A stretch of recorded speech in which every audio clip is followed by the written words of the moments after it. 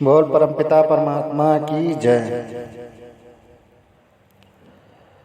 परमात्मा वो सबका पिता है और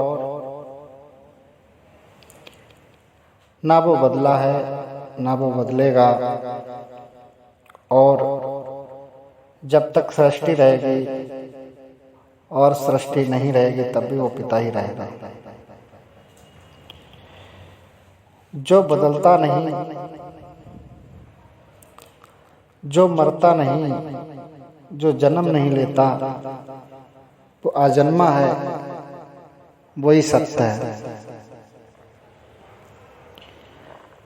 जन्म मरण के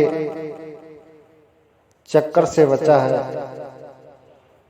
वही पार ब्रह्म परमेश्वर है। जितने ही संसार में आते हैं, अगर वो चक्र में आ गए तो वो परमात्मा नहीं है। परमात्मा तो वो है जो सबसे परे है,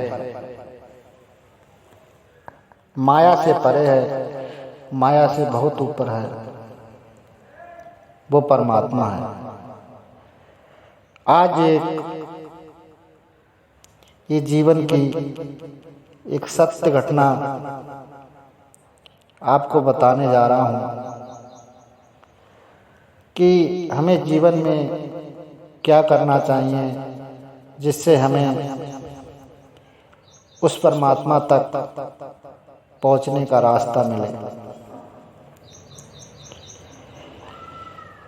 आज एक ऐसी जीवन की कहानी है जिसको आज हम बताने जा रहे हैं। जैसे एक राज्य में एक राजा चुना जाता था। वो राजा 50 साल के लिए चुना जाता था और वहाँ एक नियम था उस राज्य में, जो राजा चुना जाता था वो 50 साल के बाद उसे उस राज से उतार कर उसे जंगल में छुड़वा दिया जाता था।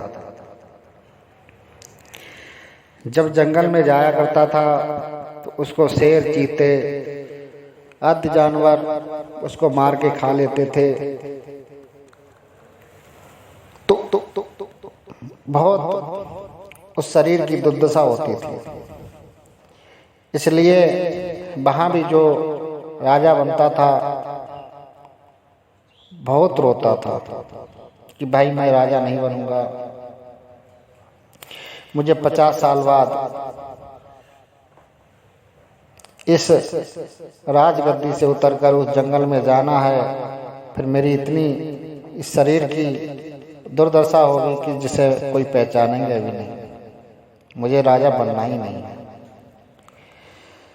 तो वहाँ पकड़कर जबरदस्ती राजा बना जाता था। एक महर्षि संत वहाँ उस राज्य में पहुँचे तो उन्होंने देखा कि जिसे राजा बनाया जाता वो बहुत रो रहा था, बहुत परेशान था। भाई मुझे राजा बनना ही बनना है, जो कोई राजा बनेगा मैं उसको सारा जीवन की संपत्ति दे दूंगा, मुझे राजा मत बनाओ। बहुत चिल्ला रहा था, बहुत रो रहा था। जब वहाँ संत ने ये बात सुनी तो संत बोले ऐसा क्या है, राजा तो बहुत बढ़िया पद है, इससे बढ़िया कोई पद ही नहीं है। तो वहाँ का जो व्यक्ति रो रहा था उसने कहा भाई आप ही बन जाओ राजा। तो बोला ठीक है, आपकी इच्छा है तो मैं बन जाऊंगा राजा, मुझे बना दो राजा। तो वो संत हंसते हंसते राजा बन गया। और जब राजा बना तो उस गद्दी पे बैठा, राजगद्दी पे, तो उसने पूछा अपने सेनापति से, ये सेनापति ये बताओ मुझे, मैं राजा बन चुका हूँ। तो सेनापति हंस के बोले इसमें क्या आश्चर्य की बात, आप तो राजा हो, आप जो करोगे वो होगा। इस समय आप 50 साल के राजा बने हुए हो। तो उस संत ने कहा कि हे सेनापति, हमारा आदेश है कि जिस जंगल में राजा को छुड़वाया जाता है उस जंगल को कटवा दिया जाए और कटवा कर उससे बढ़िया इतना सुंदर राज्य बनाया जाए, इससे लाख गुना राज्य सुंदर हो। उस राजा की बात मानकर उस जंगल को सारा कटवा दिया गया और कटवाने के बाद जिस राज्य में राजा रहता था उससे लाख गुना बढ़िया सुंदर राज्य बनाया गया। और बनने के बाद तैयार हुआ। उसके बाद जब 50 सालें राजा की बीत चुकी थी, तभी उसे राज्य को छोड़ना था। जब राजा ने उस राज्य को छोड़ा तो बड़ा हंसा, बोले यही तो मूर्खता है। सबसे बड़े मूर्ख इंसान यही हैं कि जो रोते हैं, कहते मुझे राजा बनना ही नहीं है। आज मैं राजा बना हूँ, मैंने देखो इस राज्य में भी अच्छा काम किया और रहा हूँ, और यहाँ से जा रहा हूँ इससे लाख गुना बढ़िया जो जंगल था उसको मैंने राज्य को बनाकर तैयार किया है। और मैं हंसते हंसते, यहाँ तो 50 साल का राज था, वहाँ तो हमेशा ही का राज रहेगा और मैं राजा वहाँ का रहूँगा। तो एक कहानी हमारे जीवन की है कि हम इस जीवन में आते हैं तो भगवान हमें यहाँ का राजा बनाते हैं तो हम रोते हैं। जब बच्चा जन्म लेता है तो रोता है कि मुझे इस दुनिया में नहीं जाना है, तो भगवान कहते हैं कि बेटा आपको राजा बनाया है, आप अपना उस जंगल को संभाल सकते हो, उस जहाँ पे आपको जाना है वहाँ पे परलोक में आप अपना एक राज्य बना सकते हो।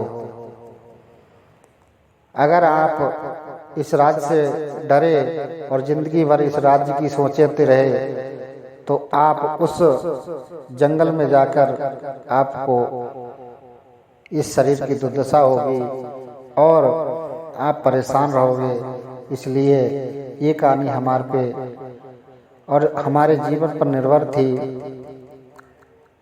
और हमें जीवन में 50 सालें मिली हैं।